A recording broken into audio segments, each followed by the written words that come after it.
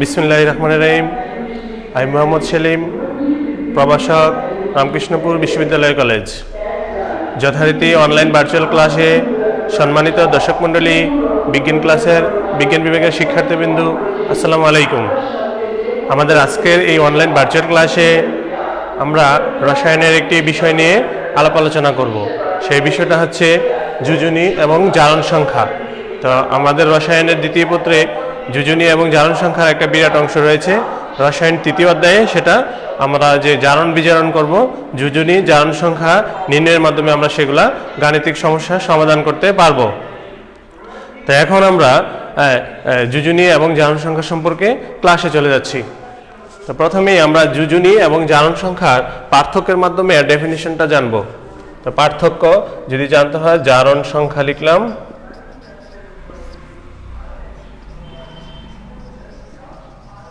যোজনী। জারণ সংখ্যা কোনো একটা মৌলের একটা মৌল থেকে ইলেকট্রন আদান প্রদানের ফলে সৃষ্ট চার সংখ্যাটাই হবে তার জারণ সংখ্যা। তো যেমন একটা মৌল, যেমন সোডিয়াম, একটা ইলেকট্রন ত্যাগ করার ফলে সে প্লাসের সৃষ্টি হলো। আবার একটা মৌল একটা ইলেকট্রন গ্রহণ করলো, ক্লোরিন আয়ন সৃষ্টি হলো।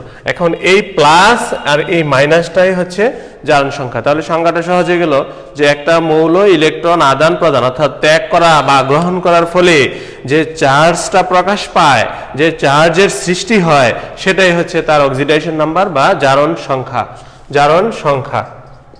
এখন আমরা যোজনী জানবো। তাহলে এক নম্বর সংজ্ঞা গেল যোজনী। যোজনী হচ্ছে একটা মৌল আরেকটা মৌলের সাথে যুক্ত হওয়ার যে সামর্থ্য, যে অ্যাবিলিটিটা আছে, সেটাই হচ্ছে তার যোজনী, ভ্যালেন্সি, যোজ্যতা বলা হয়। যেমন যোজনী, তাহলে একটা মৌল আরেকটা মৌলের সাথে যুক্ত হওয়ার সামর্থ্য। যেমন এখানে সোডিয়াম মৌলটা একটা ক্লোরিন মৌলের সাথে যুক্ত হওয়ার সামর্থ্য রয়েছে, কারণ সোডিয়াম ধাতু একটা ইলেকট্রন ত্যাগ করে অষ্টক পূরণ হবে, ক্লোরিন অধাতু একটা ইলেকট্রন গ্রহণ করে অষ্টক পূরণ হবে, তখন এদের মধ্যে যুক্ত হওয়ার একটা সামর্থ্য রয়েছে। তাহলে যেহেতু একটা ইলেকট্রনের আদান প্রদান ঘটেছে, এখানে যোজনী হলো এক। তাহলে একটা মৌল আরেকটা মৌলের সাথে যুক্ত হওয়ার সামর্থ্যকে যোজনী বলে। তাহলে এটা হলো আয়নিক যৌগে। আবার সমযোজী যৌগের যোজনীর কিছু ব্যাখ্যা আছে, যে বেজোড় ইলেকট্রন সংখ্যা থাকলে সেটাই হবে তার যোজ্যতা প্রকাশ করে। বেজোড় ইলেকট্রন সংখ্যা যেগুলা বন্ধন জুড়ে অংশগ্রহণ করে, সেগুলা যোজ্যতা প্রকাশ করে। এগুলো আমাদের যোজনীর সংখ্যা। তাহলে আমরা একটা এক্সাম্পল দিয়ে দেখি, যেমন phosphorus 1s2 2s2 2p6 3s2 3p(x) 3p(y) 3p(z). তাহলে ফসফরাস 15 পারমাণবিক সংখ্যা, এখানে 3টা বেজোড় ইলেকট্রন রয়েছে, তাই এখানে তার যোজনী হচ্ছে 3। এখানে যোজনী 3। আবার দেখো ফসফরাস সেই একই, কিন্তু এখানে আমাদের 3s থেকে একটা ইলেকট্রন যদি 3p(x) 3p(y) 3p(z) 3dxy চলে যায়, তখন তার বেজোড় ইলেকট্রন সংখ্যা হচ্ছে 5। তাহলে এখানে তার যোজনী হচ্ছে 5। ফসফরাস এখানে পরিবর্তনশীল যোজনী প্রদর্শন করে। তাহলে যোজনী বিভিন্ন প্রকারের আছে। এখানে আমরা বুঝলাম একটা মৌল আরেকটা মৌলের সাথে যুক্ত হওয়ার সামর্থ্য। তাহলে সামর্থ্য যে ধাতুগুলো দেখা যাচ্ছে ইলেকট্রন আদান প্রদানের ফলে অষ্টক পূরণের সংখ্যাটাই তার সামর্থ্য নির্দেশ করে, আর অধাতুগুলা বেজোড় ইলেকট্রন সংখ্যা যেটা বন্ধন জুড়ে অংশগ্রহণ করে, শেয়ারে অংশগ্রহণ করে, সেটা তার যোজ্যতা প্রকাশ করে। তাহলে যোজনী গেল। দেখো, তাহলে জারণ সংখ্যা আর যোজনীর প্রথম ডেফিনেশনটা গেল। তাহলে দেখো শিক্ষার্থীবৃন্দ, আমরা কি পেয়েছি? জারণ সংখ্যায় একটা পজিটিভ পেয়েছি, একটা নেগেটিভ পেয়েছি। হ্যাঁ, জারণ সংখ্যা তাহলে দুই প্রকার, একটা ধনাত্মক জারণ সংখ্যা, একটা ঋণাত্মক জারণ সংখ্যা। কিন্তু যোজনীর ক্ষেত্রে দেখো, কখনো আমরা একটা পজিটিভ পাই না, নেগেটিভ পাই না, স্বাভাবিক সংখ্যা পেয়েছি, 1 2 3 4 ইত্যাদি পেয়েছি। এরপরে দেখো, জারণ সংখ্যা, একটা যৌগের জারণ সংখ্যার যোগফল 0 হয়। একটা যৌগ যেমন সালফিউরিক অ্যাসিড, এই যৌগের জারণ সংখ্যার যোগফল 0। কিভাবে? অক্সিজেন হচ্ছে 2, তাহলে 4 দোকানে 8 প্লাস, হ্যাঁ, এখানে 2 প্লাস 6। তাহলে এই একটা যৌগের মধ্যে এখানে হাইড্রোজেন, সালফার, অক্সিজেন, বিভিন্ন ধরনের পরমাণু রয়েছে। এই পরমাণুগুলোর মোট জারণ সংখ্যার সমষ্টিটা হচ্ছে কি এখানে 0। অর্থাৎ একটা যৌগের জারণ সংখ্যার সমষ্টি হবে 0। কিন্তু একটা যৌগের যোজনীর যোগফল কিন্তু 0 হয় না।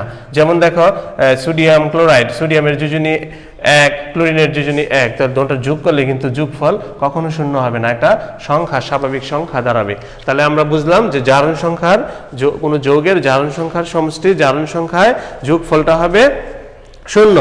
আর যোজনী কখনো শূন্য হয় না, যোজনী একটা সংখ্যা দাঁড়াবে। এরপরে আসো, জারণ সংখ্যাটা পূর্ণ সংখ্যা হইতে পারে, ভগ্নাংশও হইতে পারে। যেমন জারণ সংখ্যা পূর্ণ সংখ্যা হইতে পারে, যেমন আমরা অক্সিজেনের জারণ সংখ্যাটা -2 পেয়েছি, কিন্তু অক্সিজেনের জারণ সংখ্যা -1 হয়, আবার অক্সিজেনের জারণ সংখ্যা হাফও হয়। তাহলে আমরা বুঝতে পারলাম জারণ সংখ্যাটা পূর্ণ সংখ্যা হয়, আবার ভগ্নাংশও হতে পারে। যেমন যখন অক্সিজেনের জারণ সংখ্যা -2 হয় তখন অক্সাইড আকারে পাওয়া যায়, যখন অক্সিজেনের জারণ সংখ্যা 1 হয় তখন পারঅক্সাইড আকারে পাওয়া যায়, যখন অক্সিজেনের জারণ সংখ্যা হাফ হয় সুপার অক্সাইড হিসেবে পাওয়া যায়। যেমন আমরা যদি একটা এক্সাম্পল দিতে যাই, যেমন H2O, তাহলে এটা একটা সাধারণ অক্সাইড যা অক্সিজেনের জারণ সংখ্যা -2। যেমন হাইড্রোজেন পারঅক্সাইড H2O2, এখানে হাইড্রোজেনের জারণ সংখ্যা H2O2, তাহলে অক্সিজেন -2, এটা হলো +2, তাহলে দুইটার জন্য -2 হলে অক্সিজেন একটার জন্য -1, তাহলে একটা পরমাণুর জন্য -1 হলে আমরা এটা বলি পারঅক্সাইড। আবার অক্সিজেন এখানে হাফ, যেমন KO2, তো পটাশিয়ামের +1, তো জারণ সংখ্যার সমষ্টি যেহেতু শূন্য, তাহলে অক্সিজেন দুইটা মিললে হবে -1, তাহলে দুইটা অক্সিজেন -1 হলে একটা অক্সিজেন হবে -1/2 হলে এটা হবে সুপার অক্সাইড। তাহলে আমরা যোজনী এবং জারণ সংখ্যার পার্থক্য কি এটা জানলাম। এখন আসো শিক্ষার্থীবৃন্দ, আমরা কতগুলো যৌগের জারণ সংখ্যা জানি, যে কেন্দ্রীয় পরমাণুর জারণ সংখ্যাটা কি হবে। আমাদের বোর্ডে কতগুলো যৌগ লেখা আছে, এখানে সেই যৌগগুলোর জারণ সংখ্যা আমরা নির্ণয় করব। যেমন পটাশিয়াম ডাইক্রোমেট K2Cr2O7, তাহলে পটাশিয়াম ডাইক্রোমেটে যদি বললো ক্রোমিয়ামের জারণ সংখ্যা নির্ণয় করো, তাহলে আমরা সরাসরিও করতে পারি, আবার x ধরেও করতে পারি। যেমন এটা সরাসরি করে ফেলি, যেমন অক্সিজেনের জারণ সংখ্যা -2, 7টার জন্য -14, আর এখানে পটাশিয়ামের জারণ সংখ্যা একটার জন্য হচ্ছে +1, দুইটার জন্য +2। যেহেতু -14 আসছে এটা, আর এটা +2, তাহলে আমার শূন্য করতে হলে অবশ্যই এটা +12 লাগবে। তাহলে +12 কয়টা ক্রোমিয়ামের জন্য? দুইটার জন্য, তাহলে একটা ক্রোমিয়ামের জন্য হচ্ছে +6। তাহলে এটা হয়ে গেল ক্রোমিয়ামের জারণ সংখ্যা। আমরা পটাশিয়াম পারম্যাঙ্গানেট লিখি KMnO4। এখানে বললো ম্যাঙ্গানিজের জারণ সংখ্যাটা কত? তাহলে অক্সিজেন হচ্ছে -2, এখানে -8, তাহলে অবশ্যই এই পাঁচটা +8 হবে। +8 হতে হলে অবশ্যই পটাশিয়াম যদি +1 হয়, এখানে ম্যাঙ্গানিজ +7 হবে, অর্থাৎ ম্যাঙ্গানিজের জারণ সংখ্যা হবে +7। এভাবে আমরা জারণ সংখ্যাগুলো বাইর করতে পারি। দেখো শিক্ষার্থীবৃন্দ, আমাদের বোর্ডে অনেকগুলো যৌগ দেওয়া আছে, আমরা একটা দুইটা করে চেষ্টা করব সময় অনুযায়ী আমরা সবগুলো করার জন্য।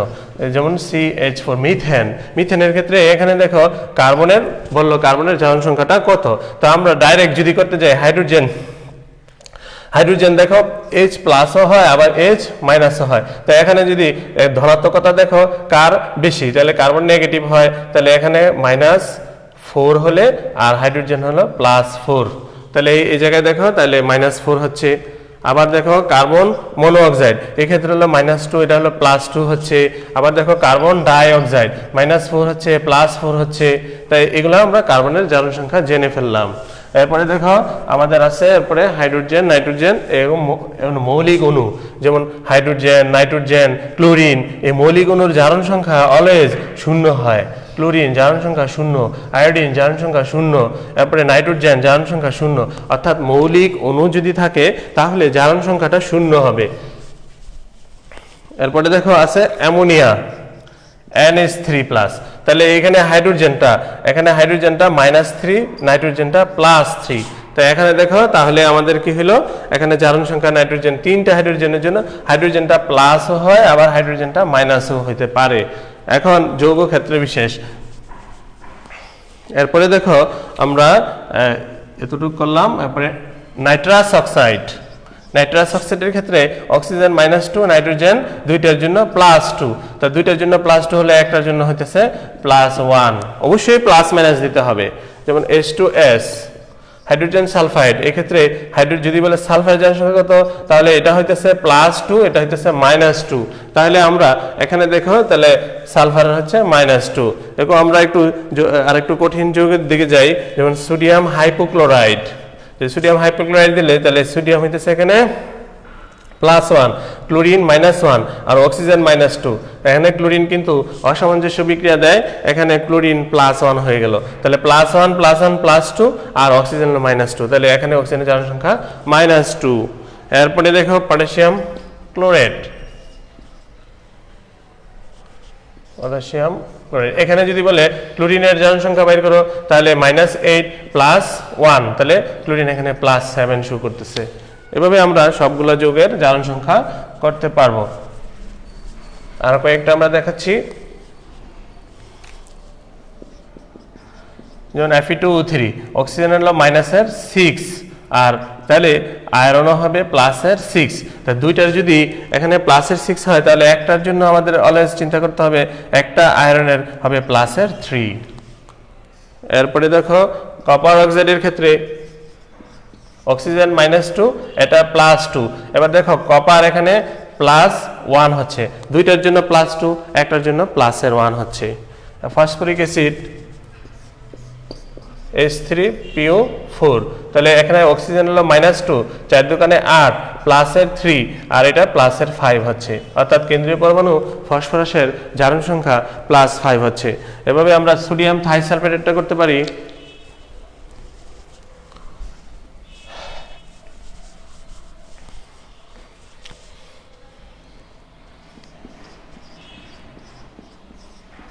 তাহলে -6, +2, +4, তাহলে সালফার এখানে +2। আবার একটা পরিবর্তিত রূপেও করতে পারি, Na2S4O6, এক্ষেত্রে হচ্ছে -6, 12, এখানে +2, এটা হইতেছে তাহলে +10, তাহলে চারটার জন্য যদি 10 হয়, তাহলে সালফার একটা হবে +2.5। এই প্রশ্নটাও পরীক্ষায়ও আসছে যে সালফার Na2S2O3 এবং Na2S4O6 দুইটি যৌগেরই সালফারের জারণ সংখ্যা নিচের কোনটি? তাহলে আমরা এভাবে বাইর করার চেষ্টা করব। এরপরে আমরা যদি একটা জটিল যৌগ দেখি,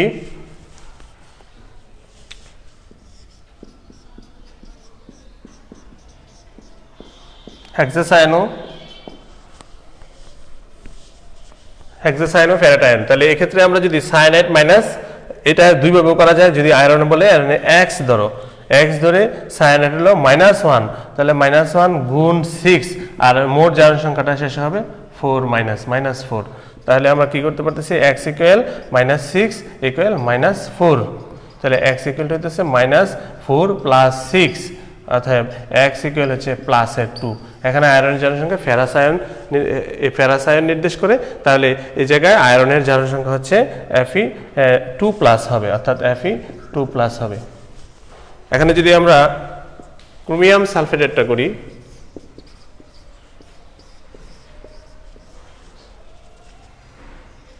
তাহলে আমরা সরাসরি করতে পারবো, X ধরে করতে পারবো। কতগুলো সরাসরি দেখেছি, এবার একটু X ধরে করি। তাহলে X, ক্রোমিয়াম যেটা নির্ণয় করতে বলবে সেটাকে X ধরবা। তাহলে X আছে কয়টা? 2টা, তাহলে 2X প্লাস সালফেট হলো আমরা জানি -2, এটা একটা যৌগমূলক হলো -2, আছে কয়টা? 3টা, ইকুয়াল 0, কারণ আমরা জানি জারণ সংখ্যার সমষ্টি হচ্ছে 0। তাহলে এখন 2X - 6 = 0, তাহলে 2X +6 = X +3। তাহলে এই জায়গায় ক্রোমিয়ামের জারণ সংখ্যা হচ্ছে কত? +3। অবশ্যই প্লাস মাইনাস উল্লেখ করতে হবে।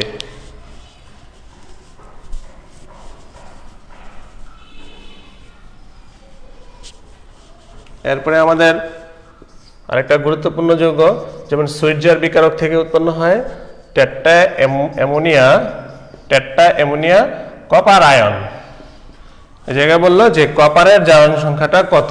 তাহলে আমরা জানি যে নিরপেক্ষ যৌগ যেমন পানি, অ্যামোনিয়া, এগুলার মোট জারণ সংখ্যা হলো 0।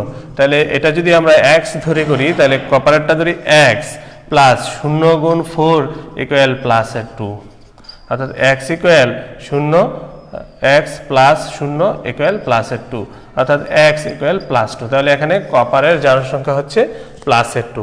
শিক্ষার্থীবৃন্দ, আমরা এইভাবে জারণ সংখ্যাগুলো নির্ণয় করব।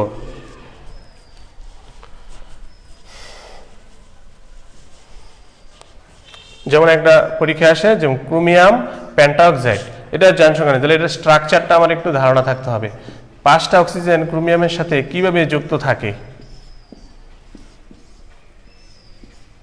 এভাবে যুক্ত থাকে। তাহলে একটা অক্সিজেন হচ্ছে -2, 2টা বন্ধন, মানে যোজ্যতা এখানে -2, আর বাকি অক্সিজেনগুলা -1 হিসাবে নির্দেশ করে।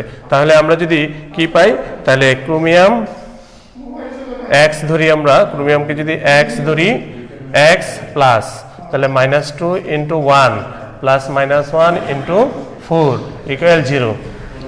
তাহলে এক্স -2 -4 ইকুয়াল 0, অর্থাৎ x ইকুয়াল প্লাসের 6। তাহলে দেখো শিক্ষার্থীবৃন্দু, এখানে ক্রোমিয়ামের জারণ সংখ্যা হইতেছে x ইকুয়াল প্লাসের 6। এটা আমাদের অ্যাডমিশনেও আসে। আচ্ছা, এরপরে আবার আমরা দেখব ঢাকা ইউনিভার্সিটির ভর্তি পরীক্ষায় দুইটা জারণ সংখ্যা আসছে, যেমন বোরন, বেরিয়াম, ম্যাঙ্গানিজ, টেট্রাফ্লোরাইড। হ্যাঁ, তাহলে এই জায়গায় দেখো, এখানে বললো ম্যাঙ্গানিজের কেন্দ্রীয় -1, তাহলে 4টার জন্য -4। তাহলে এটা আমরা জানি বেরিয়াম, তো বেরিয়ামের জারণ সংখ্যা হচ্ছে 2, কারণ এটা পজিশনে 2 নং গ্রুপের মৌল। তো বেরিয়ামে +2, তাহলে এখানে -4, তাহলে 0 হতে হলে অবশ্যই এটা +2 লাগবে। তাহলে ম্যাঙ্গানিজের জারণ সংখ্যা এখানে +2। তারপরে যদি আরেকটা আসছে, যেমন লিথিয়াম, ম্যাঙ্গানিজ, আয়রন, Fe6, তাহলে বললো এখানে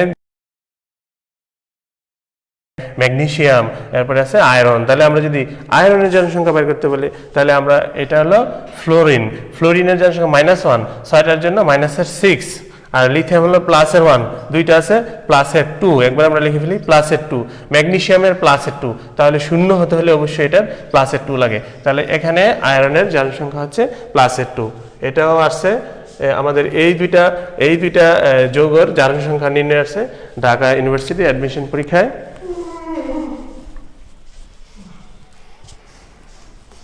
এখানে আমরা KO2 আমরা দেখব।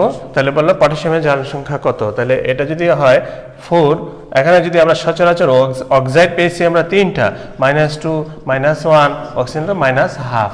কিন্তু এখানে আমরা যেহেতু এটা অক্সিজেনের জারণ সংখ্যাটা নির্ণয় করি, তাহলে পটাশিয়াম হলো আমরা জানি ক্ষার ধাতুর মৌল +1। তাহলে +1 হলে এটা 0 করতে গেলে অক্সিজেন অবশ্যই -1 লাগবে। তাহলে -1 হলে দুইটা অক্সিজেনের -1 হলে একটা অক্সিজেন হচ্ছে -1/2। তাহলে এটা একটা সুপার অক্সাইড। পরীক্ষা আসে কোনটি সুপার অক্সাইড, কোনটি পারা অক্সাইড, কোনটি স্বাভাবিক অক্সাইড।